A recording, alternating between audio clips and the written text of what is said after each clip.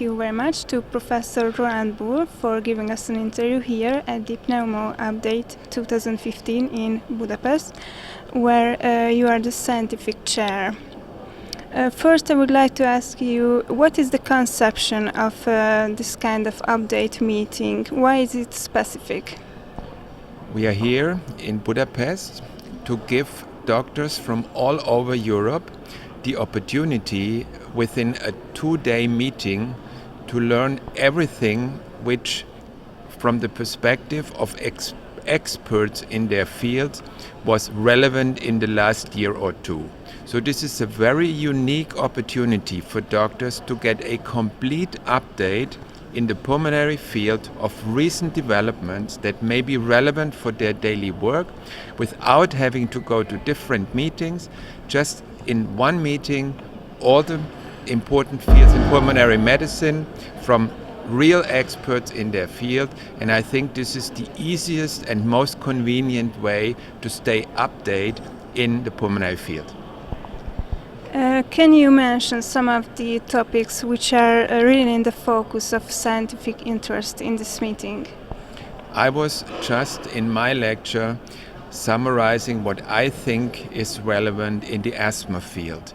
And most of my lecture dealt with the new recommendations of the GINA guidelines regarding treatment of asthma. And I made several, in my opinion, relevant points. I recommended, which is now evidence-based, to at least discuss with our patients to use a very low dose once daily of an inhaled steroid, even in mild disease. I do think fixed dose combination of a steroid and formoterol can be used in more severe disease, morning, evening as maintenance treatment plus on demand.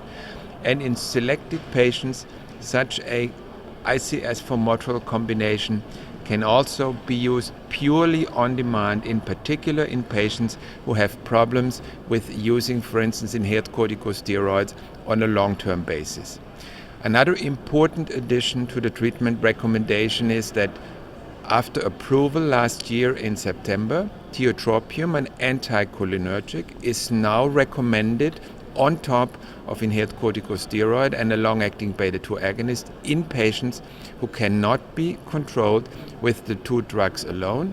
And in my opinion, this makes perfect sense because we know that anticholinergics do work and are highly effective in patients with asthma.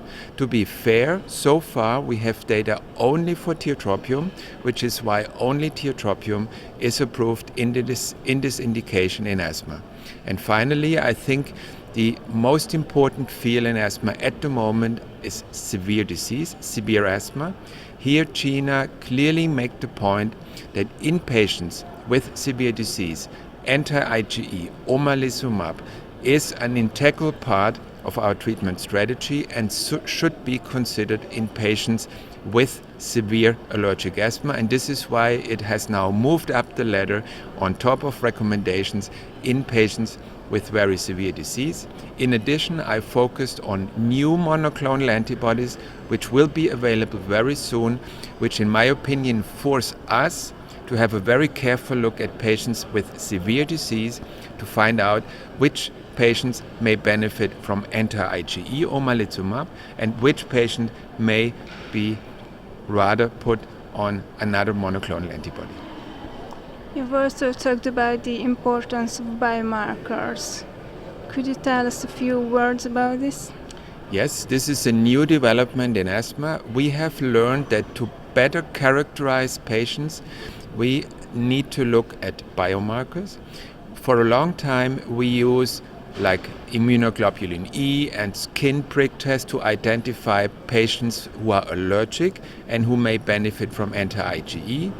For quite some years now, we look at exhaled NO, nitric oxide in exhaled breath, to tell us if there is a severe ongoing inflammation that likely benefits from treatment with inhaled corticosteroids. And in the last year or so, we learned that eosinophils in blood are also a very important biomarker because they inform us about a so-called Th2 or some say type 2 inflammation in the lung. They are very good, very nicely correlated with eosinophils in sputum. So just by looking at eosinophils in blood, we learn about a severe eosinophilic inflammation in blood, and these patients are a target again for monoclonal antibodies.